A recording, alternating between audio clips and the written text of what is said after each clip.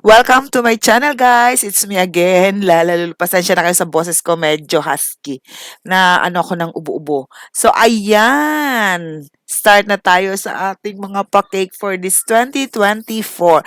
At kung makikita nyo, inuna ko, may dami ang ating cake. Yes, it's a wedding cake na may dami sa ibabaw. Mismong si client ang nagsabi na dami na lang kasi nagbabudget siya. So, it's okay with me. At ang ginamit ko nga dito, cake board, pero dinoble ko siya. Nakita nyo dyan.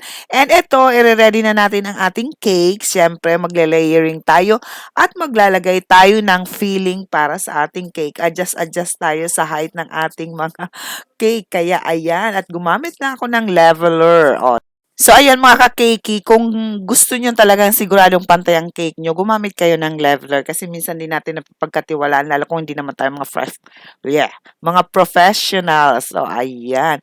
So, malaking tulong itong ating leveler. Okay, sa mga newbie, leveler po ang tawag natin na ginagamit sa pagpantay ng cake. Okay? So, sa mga ano na dyan, alam nyo na yan.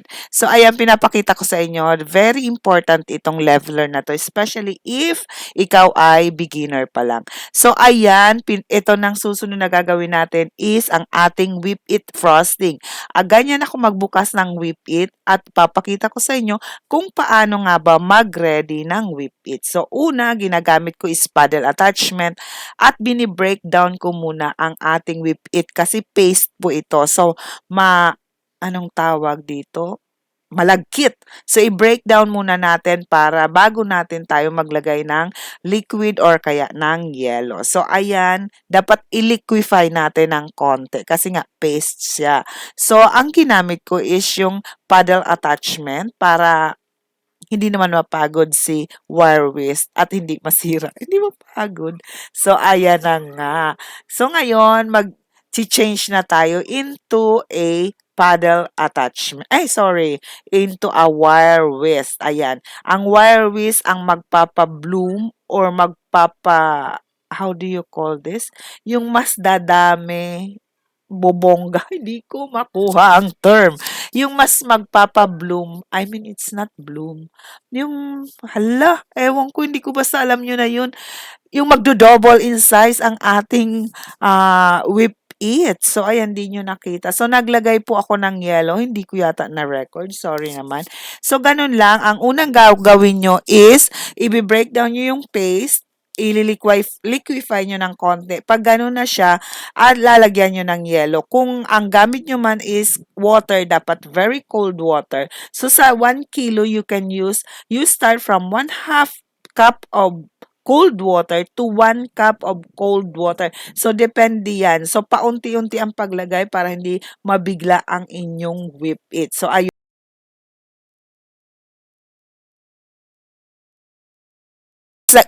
Dito guys, naglalagay na ako ng barbecue stick kasi nga 'di ba magaan yung ating dami. So kailangan natin maging stable din 'yan. Hindi na ako naglagay ng sago straw sa ilalim nitong dami kasi magaan lang naman ang dami. So kayang-kayang suportahan ng ating cake. So ayan, tinutusok ko at itinatagos ko pa rin doon sa ating board para mas safe. So ayan yung dami natin covered with cling wrap. So safe naman 'yan. So ganyan yung may mga dami na cake. So 2-tier lang ito na wedding cake. At don't you know guys, this is for free.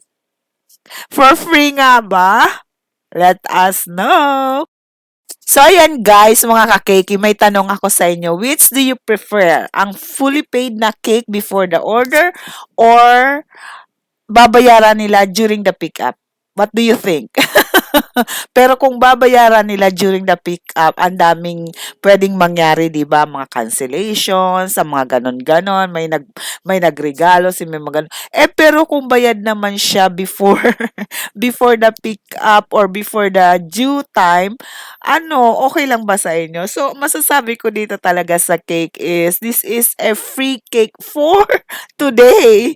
Kasi nga, alam nyo ba, and thank you so much pala sa aking dear client na hindi ko naman siya kilala. May message lang niya ako sa Facebook.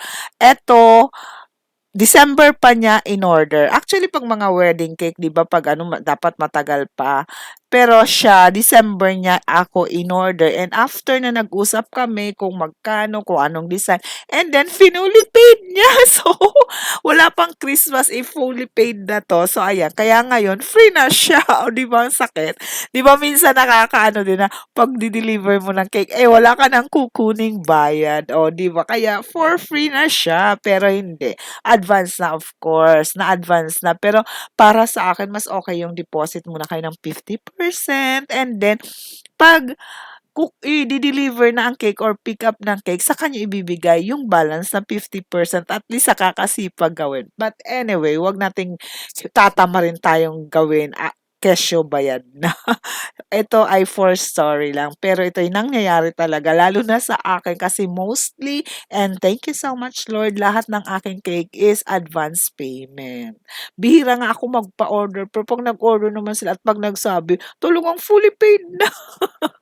Pero alam niyo ba na talagang God will provide kasi 'pag walang-wala ka, ayan, may mag-order sa'yo fully paid pa. O, 'di ba? God is good. Kaya kayo, walang kayong mawawalan ng pag-asa.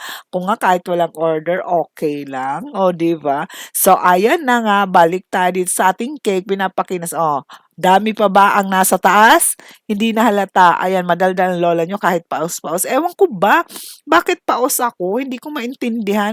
Wala naman akong ibang ano, pero napapaos ako siguro dahil uminom ako ng malamig na soft drinks. O, 'di ba ang galing? Huwag niyong tutularan ang lola niyo. Yung galing ako sa initan ta's bigla akong napainom ng soft drinks sa malamig, hindi naman ako umiinom ng soft drinks. Parang ewan ko that day nagustuhan ko. So ayun, ito ang resulta, o 'di ba? So ayun na nga, ayan na ang ating very simple lang 'tong cake na 'to and binigay ko lang ito kay client ng 2,500. Ayan. So, ayan lang ang design niya. Gusto sana niya is naked. Pero parang mahirap. Hindi ko magagawa siyang naked since nga ang top tier natin is dummy. How can you make it as naked cake? O, di ba? Nahirapan pa nga akong itusok ang top. Mahirap kasi wala akong dalang barbecue stick na itutusok kasi nga yung aking topper ay kinuha ko pa sa aking anak kasi siya ang gumawa. So, ayun, muntik ko na makalimutan, pa-deliver na kami sa venue. Ay, naku, ang topper, nandun pa sa aking anak. Kasi Cricut yun, siya ang gumagawa. So, ayun. Kaya dapat 'pag naked talaga, all cake siya. 'Di ba pati ang pag-pronounce ng lola niya na ano na. So ganyan lang design niya tapos tinanggal-tanggal ko lang yung mga excess, ayun.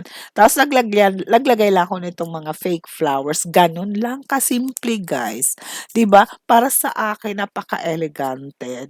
Kasi ayan na nga ang lola niyo, sabi niya, "Hello, so this is the wedding cake." So ayan, thank you so much guys. So ayan, wala na talaga akong boses.